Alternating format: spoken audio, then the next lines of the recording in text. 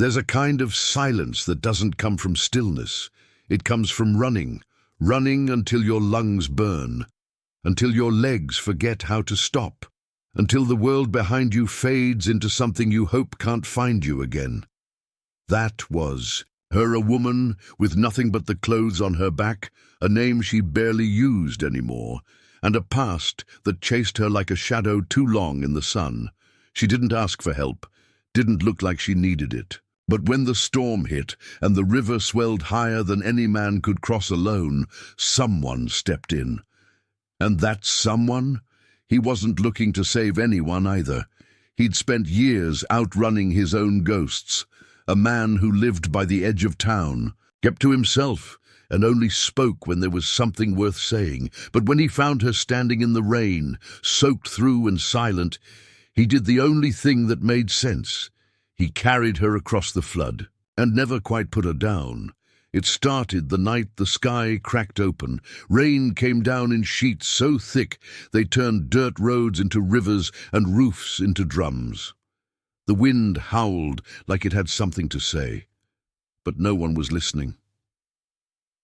By morning, the valley was unrecognizable. The bridge was gone, washed away like paper. Trees stood half uprooted, leaning like tired giants, and somewhere between the hills, a wagon sat overturned, its wheels buried in mud.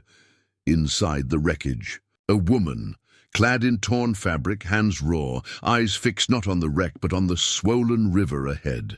Her name was Clara, at least that's what she told him later. No last name, no story, just Clara. He didn't press. Not then. He'd already seen enough in her face to know some things take time to heal.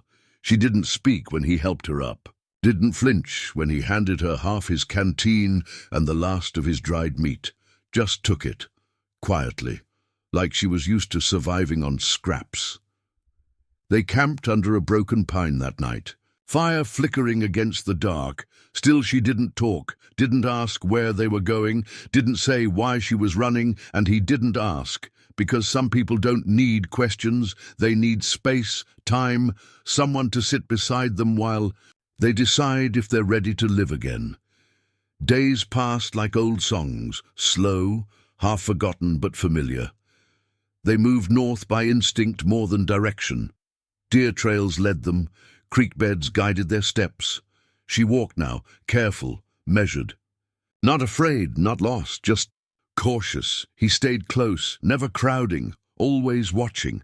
Sometimes, when the wind shifted just right, she'd glance over her shoulder, not out of fear, out of habit, like danger had once been a constant, and now she wasn't sure how to believe. It wasn't. One evening, near a ridge blanketed in snow, she finally spoke. "I don't know where I'm going," she said, staring at the fire. "You don't have to," he replied. "Not today." She looked at him then. Really looked. "I still feel like I'm running," he nodded slow. "So do I." Neither of them moved, and somehow that was something. They found shelter in an old hunting shack tucked beneath the trees. No roof to speak of, floor sagging, wind whistling through cracks like it was trying to remind them how cold the world could. But it was dry, that was enough. She lit a fire while he checked the traps, came back with 2 rabbits, one skinnier than the other. She cleaned them without flinching, didn't talk much, but she listened, and that meant more than most people knew how to give. Later that night, as the flames died low, she asked, "Why are you still here?" He didn't pretend not to understand. "I know what it's like to carry something heavy, to think the only way forward is alone." She didn't answer right away, just stared into the fire, then whispered, "I stopped praying." After that, he didn't ask what she meant. Not yet. Some truths aren't spoken, they're waited for. Winter held on longer than expected. Snow melted in patches. Ground softened slowly. Ice groaned under boots, but the cold clung to the air like a dog not ready to give up its bone. Clara began to move differently, less like a ghost, more like a woman with calluses and reasons. She swept the porch without being asked, mended a loose shutter with wire and grit, brought home eggs in her apron from the coop behind the church. Her hair grew darker with rest and washing. Sometimes caught the light in a way that made him forget the world entirely for half a second, but he never let the forgetting last, because truth had a way of waiting just outside the door, and hers hadn't been spoken yet. One morning, he found her in the barn, brushing down the old mare. Movement slow, steady. She had a name, she asked, not looking up. He paused. Yeah. Clara nodded like she'd heard the name before, or maybe just like knowing he remembered. After a moment, she said softly, I had a child. He didn't move, didn't speak, just listened. A son, voice steady, far off. He didn't make it to his second spring. He reached for her hand, slow, fingers curling around hers. I stopped praying after that, she whispered. Stopped believing there was anything worth asking for. He understood that better than he could say. I carried him, she said, from the day he was born until the day he left. His grip tightened, not out of pity, out of something steadier. Recognition. Spring came late that year. By mid-March, the snow had begun to rot, peeling back in clumps from the scrub, revealing earth hard as old leather. Streams ran grey with melt. Sky stretched wider each day, but the cold still crept in at night, and sometimes so did the past. Clara would wake early, step barefoot onto the porch, watch the light stretch over the field. He'd join her, without speaking, hand her a tin cup of coffee. Together, they'd watch the world stir, quiet, real, growing. Mercy Creek settled into the season like a dog curling up beside a fire, cautious still, but trusting the peace to hold a while longer. She took over the baking at Miss Bell's kitchen. Started selling loaves to the mercantile. He taught her how to read the sky for storms, how to tell by scent when a horse was sick, how to carry a wound without letting it fester. They lived beside each other, not tangled, but twined, like two trees growing side by side, weathering the same winds.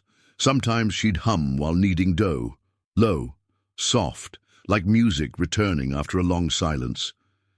He'd smile, just barely, but it was enough. Trouble always finds a way. Mid-July brought a rider, broad-shouldered, clean coat, spurs that jingled too loud. He asked for Jade by name. Crowley sent word before he arrived. Jade read the note once, then burned it in the stove. You going to tell me who he is? Clara asked. He stood by the sink, hands deep in water, scrubbing. Tin plates like he meant to erase time. Fowler rode with me once, before everything. She waited. He's not here for talk. You sure? He looked at her then, really looked. He's the one that marked me. The one who said we had to burn it all or leave no witness. Her breath caught. He carved his answer. Jade added, voice low, he's here to finish it. They talked that night about the kind of men who live on blood and silence, about the bodies Jade had buried, the ones he couldn't, about wounds that never stop aching. I ain't proud of what I done. I ain't asking you to be. Next morning, Fowler rode in slow, tied his horse in front of the saloon, stepped inside like he owned the boards. Jade met him at the church steps. The whole town stilled. The preacher kept the children inside. The wind dropped out. Clara stood beside Jade, rifle slung. Fowler laughed. You bring in a widow to a shootout. Jade didn't blink. She's the better shot. Fowler hesitated. Then the boy came running. Something's eaten the carrots. The sound broke the air, cracked the spell. Fowler blinked. Jade used the pause, stepped closer, took the pistol, broke the stock, tossed the barrel into the dust. Fowler spat blood. Jade leaned in. You ride now. Don't come back. Somehow the man did. Summer opened slow, warm and forgiving. Air turned heavy with sage and sun. River ran low and golden. Hills held the long hum of crickets through dusk. Mercy Creek celebrated Founder's Day with bunting and pies, fiddle reels in the square. Clara stood, Beside Jade that night wore a dress the color of new leaves, boots scrubbed until the leather gleamed. The town welcomed her like she'd always belonged. Sheriff tipped his hat. Blacksmith's boy asked for a dance. She smiled. Just once. But it reached. Her eyes. They shared the cot for the first time that night. No declarations, no promises, just her back to his chest, fingers tucked against his ribs, his arm across her, protective in a way that asked nothing. In the dark, she whispered, "When you carried me across the river." He didn't move. I felt like I could breathe again. He kissed the top of her head, didn't speak, just held her, through the quiet, through the dark, through the beginning of something neither of them had expected. Come spring, they planted again. Bigger this time, garden fenced strong, rows marked with stone. The girl helped with seed. The boy kept crows at bay with a slingshot Jade had whittled him. Clara taught the girl her lullaby, the one her mother used to hum. At first, shaky, then steadier, until the girl carried the tune better than memory ever could. Jade carved wooden animals now, small, fit in a child's hand. One morning, she found him working on a tiny horse, rough, unfinished. He tucked it away when he saw her, but the next day it lay on her pillow. She didn't ask who it was for. She already knew.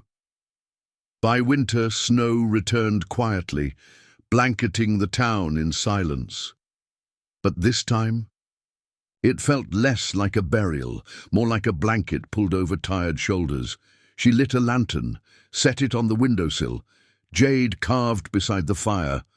Wooden toys now, for the boy and girl, small animals that could fit in a child's hand. She read. By the stove, the Bible one day, a tattered novel the next. No need to fill the silence, it was theirs. And in time, folks came to say they belonged. Not just survivors, not just names on a ledger, but part of the bones of the place.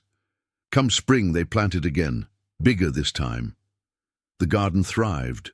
Birds sang, children played, and beneath it all, a fire that burned. Steady, warm, unbroken. If you loved this story, share it, like it. Comment below with where you're watching from. I love seeing how far these stories travel, and if you haven't subscribed yet, do it now, because stories like Clara's deserve to be heard. Don't be part of the 96% who watch and walk away. Be part of the 4% keeping these stories alive. Thanks for watching. See you next time.